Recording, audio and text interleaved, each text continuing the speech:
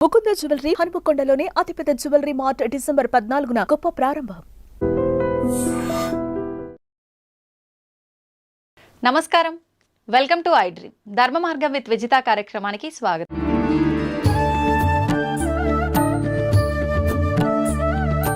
స్వామీజీ, మన మిగతా వాళ్ళకన్నా కూడా మన ఒక హిందూ ధర్మంలో మాత్రమే కొన్ని కోట్ల దేవతలుగా ఆరాధిస్తుంటాం, కానీ భగవంతుడు ఒక్కడే అని కూడా మళ్ళీ చెప్తూ ఉంటారు. ఎందుకు ఇన్ని కోట్ల దేవతలుగా ఆరాధించాలంటారు? రాష్ట్రపతి మనకు సర్వ దేశాధ్యక్షుడు, సర్వ సైన్యాధ్యక్షుడు.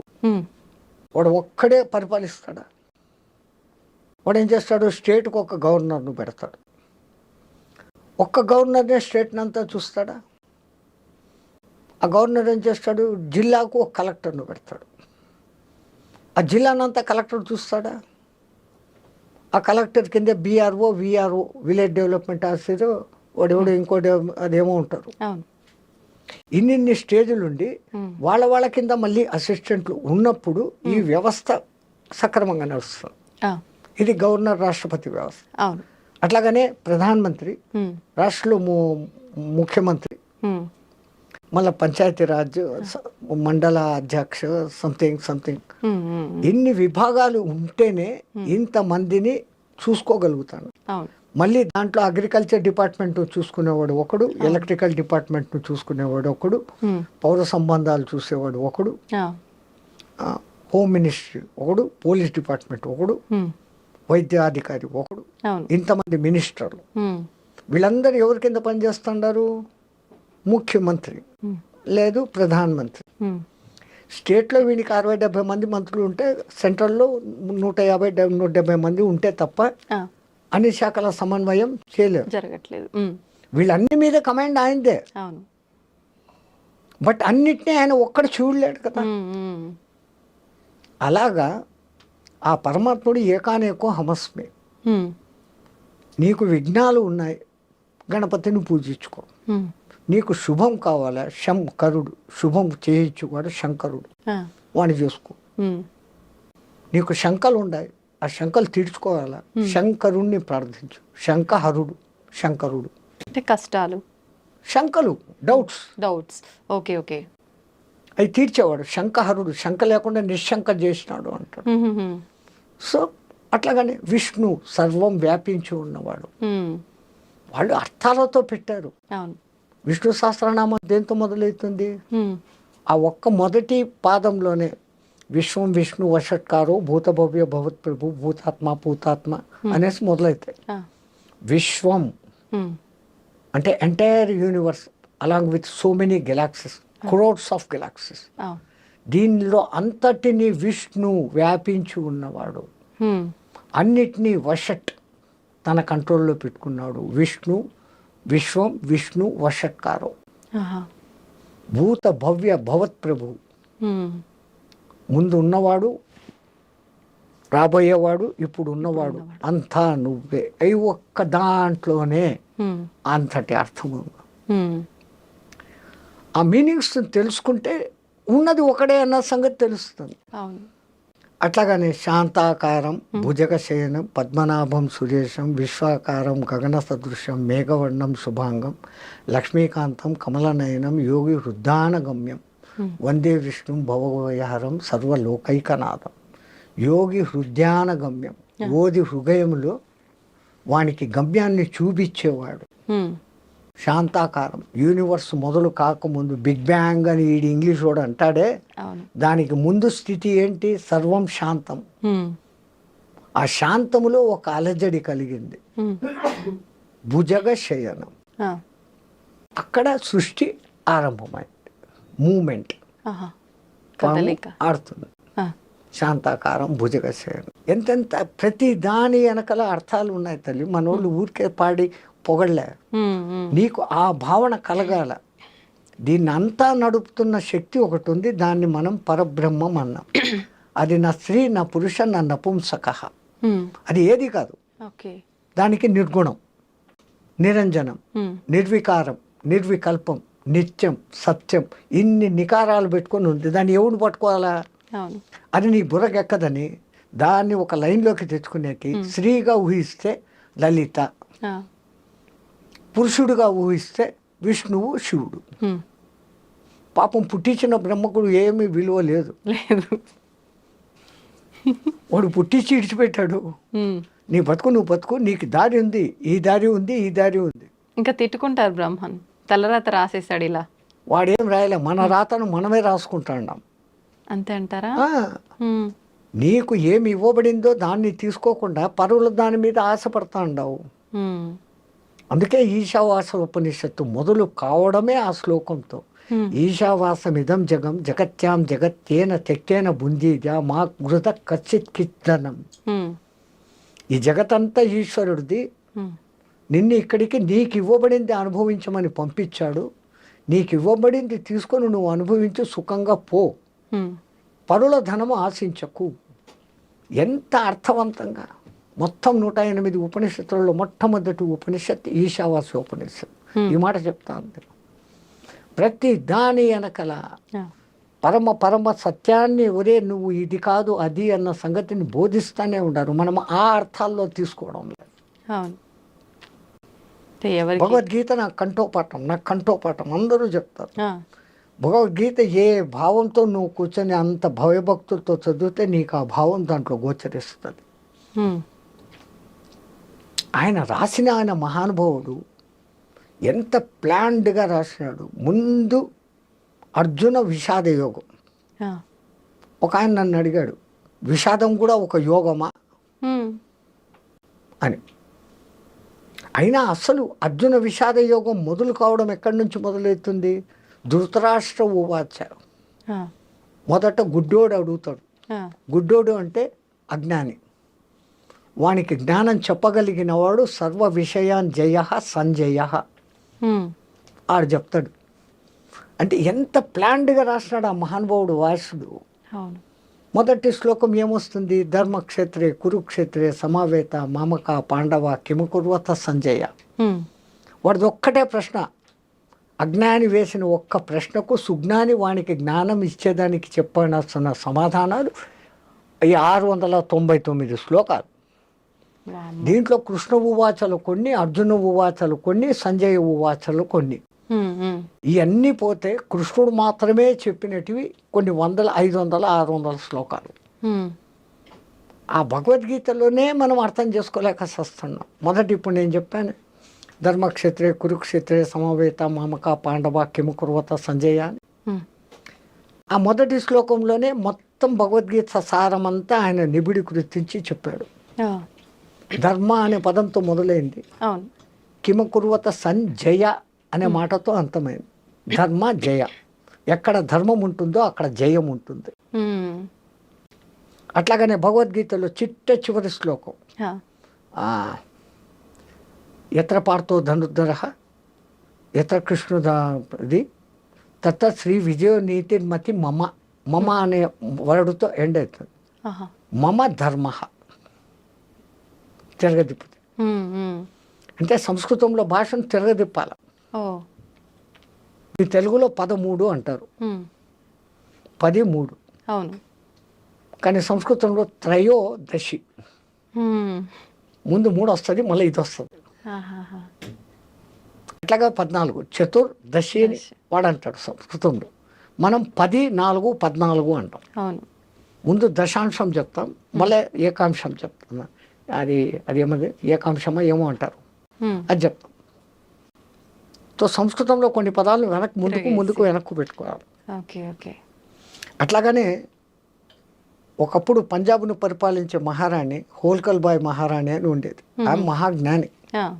ఒకసారి పండిత సదస్సు పెట్టింది. ఆ సదస్సులోకి వచ్చిన వాళ్ళు అష్టావక్ర గీత అంత గొప్పది లేదు అని ఒకడు, శివగీత అంత గొప్పది లేదని ఒకడు, రామగీత అంత గొప్పది లేదని ఒకడు, భిక్షు గీత అంత గొప్పది లేదని ఒకడు. ఇట్లా ఒక్కొక్క గీత గురించి చెప్పుకుంటూ వస్తున్నారు. ఒక ఆయన లేసి, అమ్మ నువ్వు జ్ఞానివి, ఇవన్నీ వింటాండావు, అన్ని గీతలకు మించిన గీత, బ్రహ్మ గీతను మార్చే గీత భగవద్గీత, దానికి మించింది ఏముందమ్మా అన్నాడు. అవును ప్రభు, నేను చదివినా కానీ దాని సారం నా బుద్ధికి ఎక్కడంలే. నువ్వు గీత గురించి ఇంత చెప్పినావు కదా, నాకు ఒకసారి గీత వినిపించు అన్నాడు. నువ్వు ఇంత పండితురాలు, నీకు నేనేందమ్మా వినిపించేది? ఆ, ఎవడైనా తప్పు లేదు, చిన్న పెద్ద లేదు, జ్ఞానం ఎక్కడుంటే మన దగ్గర తీసుకోవాలని చెప్పండి అని. ఆ, నేను చెప్పలేను తల్లి, నా చేత కాదు, అంటే ఎవరు నాకు చెప్తారు? నాకు తపన ఉంది, నేను ఎన్నోసార్లు గీత చదివా, కానీ ఎవడి నోటి నుంచి వింటే నేను దాన్ని పట్టుకోగలను, ఆ పట్టు నాకు చిక్కడంలే. ఉమ్, ఎవరు నాకు చెప్తారు? ఆ, కాశీలో ఎవరైనా ఉంటారమ్మా పెద్ద పెద్ద పండితులు, మీరు కాశీకి పోండి, ఉమ్, ఆయన ఎవరినో పట్టుకరండి అని. వీళ్ళు బండి వేసుకొని పోయినారు. ఉమ్, పంజాబ్ ఎక్కడ, కాశీ ఎక్కడ పోయినా, ఉమ్, ఆడే ఎంక్వైరీ చేస్తారు. నాయన ఎవరయ్యా భగవద్గీత గురించి బాగా చెప్తారు? అదో ఆ 90 ఏళ్ళ ముసలాయన ఉన్నాడు చూడు, 10వ సంవత్సరం నుంచి భగవద్గీత తప్ప రెండో పుస్తకం చదవడం లేదు ఆయన. ఉమ్, భగవద్గీతకు ఎవరు ఎంతమంది భాష్యాలు రాశారో అవన్నీ పెట్టుకొని ఉన్నాడు. ఉమ్, ఆయనకు తెలిసినంత ప్రపంచంలో భగవద్గీత గురించి ఎవరికి తెలియదు. ఆ, షబ్బాష్, మా మహారాణికి ఇట్లాంటి వాడే కావాలి. ఆ, ఆయన దగ్గరికి పోయి, అయ్యా మా మహారాణి గారు ఉమ్, మీ నుంచి భగవద్గీత వినదలుచుకున్నారు, ఆమె గీత తెలుసు, ఆ, వినదలుచుకున్నారు. ఆడు బ్రాహ్మణుడు. ఉమ్, ఈ బ్రాహ్మణులకు ఒక ఇది ఉంది, ఉమ్, బ్రాహ్మణో దక్షిణ ప్రియ, బ్రాహ్మణో భోజన ప్రియ అని అంటారు, తప్పుగా అనుకోకండి. ఉమ్, ఈడు రాణి అనే పేరు వినంగానే, ఆహా నాకు రాచవిందు భోజనాలు, ఈ గీతను సాగదీసి ఒక నెల 2 నెలల్లో చెప్పినాను అనుకో, అన్ని రోజులు రాజభోగాలు రాజతిండి, అనుభవించు. ఇంకా పోయేటప్పుడు రోజు హారతి దక్షిణాలు పడతాయి, అవును. వెళ్ళేటప్పుడు మహారాణి భూరి దక్షిణ ఇస్తుంది. ఓ నాయన అలాగే. వీడు బండిలో వీడికి తీసుకొని వచ్చి దింపారు, ఒక 20 రోజులు బండిలో వేసుకొని వచ్చి. ఉమ్, ఆయన దింపేటప్పుడు దిగినాక చెప్పారు, రేపు పొద్దున మీరు గీత చెప్పే ముందర ఉమ్, బాగా ఆలోచించుకొని చెప్పండి, ఆమె కూడా మహా పండితురాలు అన్నారు. ఈ గుండెల్లో రాయబడింది. వామ్మో, ఇంక ఇది ఎట్టరా చెప్పాలన్నా, రే నాకు 10 దినాలు టైం అయింది. ఆ, ఆ ఉపనిషత్తుల్లో గీత ఎక్కడుంది, ఈ ఉపనిషత్తులు ఈ కొటేషన్ అంతా 10 దినాలు రాసుకున్నాడు. ఉమ్, ఉమ్, ఇంకా నాకు ఎదురు లేదు అనుకున్నాడు. కాశీ నుంచి వచ్చిన పండితుడు ఎవడో చెప్తున్నాడు అని సభ అంతా నిండిపోయింది. ఆ, వీడు సభలోకి రాగానే ఓ ఈ పొద్దు సాయంత్రం దక్షిణాలే పడిపోతాయి మనకు, ఇంతమంది హ్యాపీ అనుకున్నాడు. మహారాణి గారు వచ్చారు. ఈయన వ్యాసపీఠం తెరిచి, మహారాణి ఉమ్, గీత చెప్తున్నాను, మహానుభావ నాకు అదే కావాలో చెప్పు అన్నాడు. ఉమ్, ధర్మక్షేత్రే కురుక్షేత్రే అన్నాడు. ఆహా నా జన్మ ధన్యమైంది మహారాజా, ఉమ్, అదే పండిత, ఉమ్, నాకు గీత ఇప్పుడు నాకు గీత అర్థమైంది మీ నోటితో విన్నాక. ఉమ్, పుస్తకం మూసేయండి అని. వీడు తుస్సు 40 రోజులు బాగా మెక్కుతాము, రోజు దక్షిణ తీసుకుందాము అనుకుంటే ఇట్లా ఆయనే ఒక లైన్కి మండిపోయి, ఉమ్, అధ్యాయం చ శ్లోకం చ శ్లోక పాదమేవ చ ప్రతిదినం పటే దశవర్ష సహస్రాన్ని చంద్రలోకం అవాప్నోతు అని ఉందమ్మా. ఆ, రోజు ఒక అధ్యాయం కానీ, రోజు ఒక శ్లోకం కానీ, కనీసం అర్ధ శ్లోకం కానీ ఎవరైతే చదువుతూ జీవితం చాలిస్తారో వాడు చంద్రలోకంలో 10,000 సంవత్సరాలు సుఖంగా ఉంటాడు అని ఉంది ఫలశ్రుతి. ఉమ్, నేను అర్ధ శ్లోకం కూడా చెప్పలే, ఆ, నీకేం అర్థమైంది అన్నాడు. ఆ, ఆమెకు వీడి బాధ అర్థమైంది. ఉమ్, అరే వీడు బాధపడుతున్నాడు అని. మహారాజ్ పండిత, ఉమ్, నువ్వు మా గోశాలకు వచ్చి ఎన్ని ఆవులు ఏలు పెట్టి చూపిస్తావో అన్ని ఆవుల కొమ్ములకు బంగారు మూటలు కట్టి నీకు ఇస్తానయ్యా, ఉమ్, నా జన్మ ధన్యం చేస్తున్నావు నువ్వు అని. ఇప్పుడు వీనికి పైసలది సమస్య పోయింది.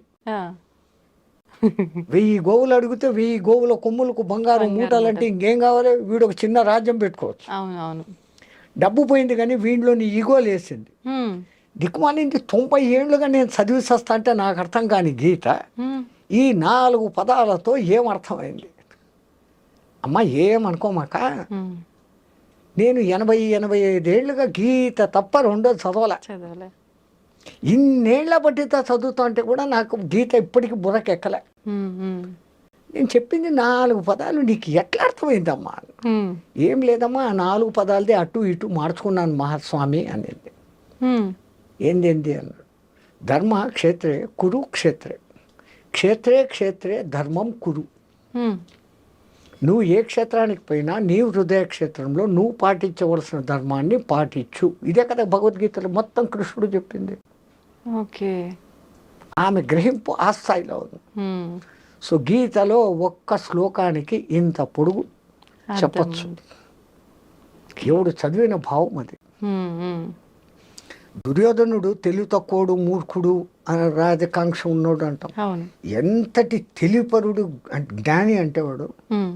సర్వసైన్యాధ్యక్షుడైన భీష్ముడు ఆడుంటే ఆడు వినేటట్లు గురువైన ద్రోణాచార్యుని దగ్గరకు వచ్చి, అదో అవతల పక్ష సైన్యంలో సైన్యాధ్యక్షుడు నిన్ను చంపేందుకే పుట్టినోడు ఎగదోస్తున్నాడు.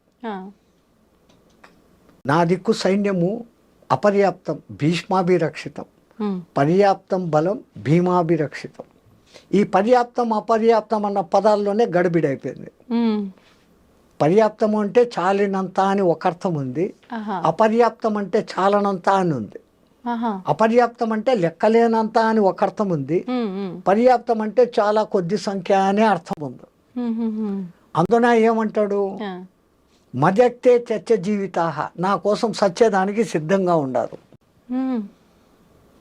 మీ తెలుగులో ఉంది కదా, శుభం పల్కరా, ఆ సామెత చెప్పకూడదు. అట్లా వాడి చావు వాడే కోరుకున్నాడు. ఒక్క భీష్ముడిని రక్షించుకుంటే మళ్ళీ ఆ భీష్ముడు వినాల, సర్వసైన్యాధ్యక్షుడు, స్వచ్ఛంద మరణ సంపన్నుడు. కాబట్టి ఆడు ఈనాలో ఆయనకి పౌరుషం లేపాలి, ఈయనకి పౌరుషం లేపాలి. ఎంత ప్లాన్డ్ వాడు, తక్కువడు కాదు. కానీ తన నోటితో స్వయంగా తప్పుగా చెప్పుకున్నాడు. మహాత్ముడు ఆ కాళహస్తి స్వామి విద్యాప్రకాశానందగిరి, ఆయన రాశాడు గీతా మకరందం. అద్భుతమైన గీతకు భాష్యము ఆయన రాసినట్లుగా నేను చదివిన పుస్తకాలలో ఇంకెవరూ రాయలే. అంత అద్భుతంగా రాసినాడు ఆ మహానుభావుడు. గీతా మహత్యమైంది, గీతకున్న 18 పేర్లేంది, అసలు గీతలో ఎంతమంది కృష్ణులు ఉన్నారు. కృష్ణులు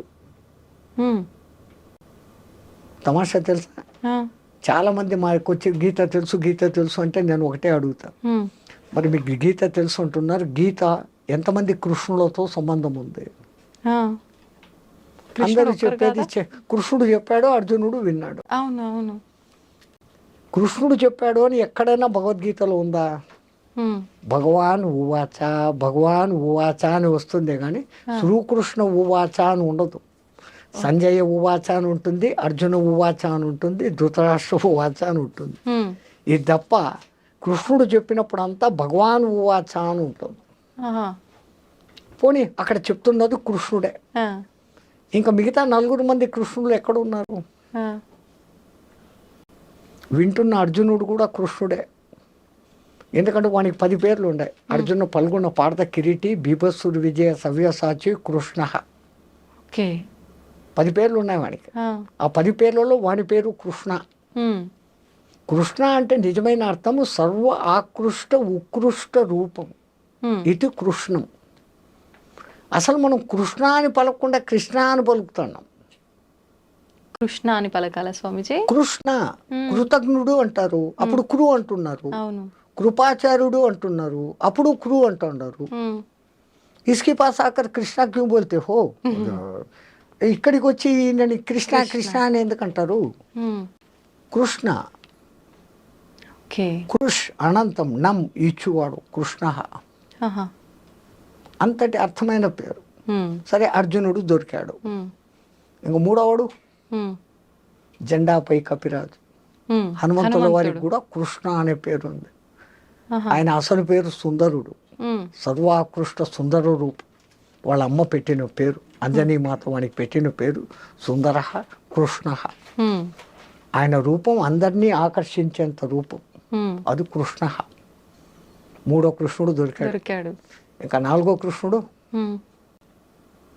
ఎక్కడున్నాడు? ద్రౌపది. ఆమె కోసమే యుద్ధం వచ్చింది కదా. అవును. ద్రుపద రాజ పుత్రిక కాబట్టి ద్రౌపది, పాంచాల రాజు కూతురు కాబట్టి పాంచాలి. కానీ యజ్ఞంలో పుట్టినప్పుడు ఆ దేవుడు ఆమెకు పెట్టిన పేరు కృష్ణ. ద్రుపద మహారాజు ద్రోణాచార్యుని చంపేదాని కోసం యజ్ఞం చేస్తాడు. అర్జునుడిని పెండ్లాడగలిగినటువంటి కూతురు కావాలని యజ్ఞం చేస్తాడు. అప్పుడు ఆ యజ్ఞ పురుషుడు ఆయన యజ్ఞానికి మెచ్చుకొని, ఇందా కృష్ణ, ఈ కృష్ణుని నీకు ఇస్తున్నాను, ఆ దుష్టద్యుమ్ముని నీకు ఇస్తున్నాను, వాడు చంపుతాడు ద్రోణాచార్యుని అని ఇచ్చాడు. అప్పుడు ఆమె అసలు పేరు కృష్ణ. వీళ్ళందరూ దొరికిరి. ఇంకా ఐదోడు ఇంకొకరు రాసిన వ్యాసుడు. ఆయన పేరు వ్యాసుడు కాదు, ఉన్న ఒక్క వేదాన్ని 4గా విభజించి వ్యాసము చేశాడు కాబట్టి వ్యాసుడు అంటాడు. ఆయన అసలు పేరు కృష్ణద్వైపాయనుడు. ఓకే. పరాశరుడు సత్యవతులకు 2 నదుల మధ్య చీకటిలో జన్మించినవాడు.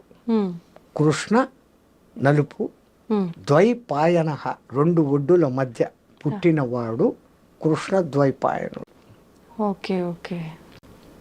భగవద్గీత ఎట్లా అర్థం చేసుకుంటూ పోతే అట్లా పోతుంది. ఇప్పుడు ఇదంతా గీతలో ఉంటుందా స్వామీజీ? ఇప్పుడు మీరు చెప్పిన కృష్ణుడి 5గురు కృష్ణ అన్నారు కదా, ఇదంతా గీతలో ఉంటుందా? దేంట్లో ఉంటుంది? ఇక్కడ ఉంటుంది. 1కి 10 సార్లు చదివి చదివి చదివి ఇది కాదు, బయటి అర్థం కాదు, దీంట్లో అంతరార్థం ఉంది అని. సంస్కృత శ్లోకాలు అన్నిటికీ కూడా భాష్యార్థం ఒకటి ఉంటుంది, అంతరార్థం ఒకటి ఉంటుంది, పరమార్థం ఒకటి ఉంటుంది. ఓకే. ఇట్లా ఎందుకు రాయబడింది, ఎట్లా చెప్తే ఇంకా సౌజన్యంగా జనాలకు ఎక్కుతుంది అనే తపన ఉండి 1కి 10 సార్లు చదివినప్పుడు ఆ కొత్త భావన ఆ గురువు కల్పిస్తాడు, వస్తుంది.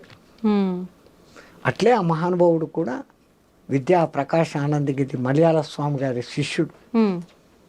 మలయాళ స్వామి ఈయన శిష్యరికానికి మెచ్చి, నువ్వు పోయి ఇంకెక్కడైనా ఆశ్రమం పెట్టుకోరా అని అంటే, ఆయన పెట్టుకున్న ఆశ్రమం పేరు వ్యాసాశ్రమం.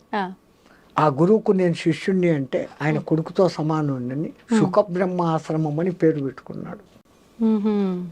300-400 గీతా యజ్ఞాలు, అంటే యజ్ఞం కాదు, ప్రవచనాలు, పల్లె పల్లెకు బస్సులు లేకుండా నడిచి ఎడ్ల బండ్లలో కూర్చొని పోయి 300-400 గీతా ప్రవచనాలు చేసి, ఆ గురు శుశ్రూష అంతా ఆ గురు కృప అంత మలయాళ స్వామి కృప ఉండబట్టి ఆ మహానుభావుడు ఈ గీతా మకరందం రాశాడు. దాని పేరే గీతా మకరందం.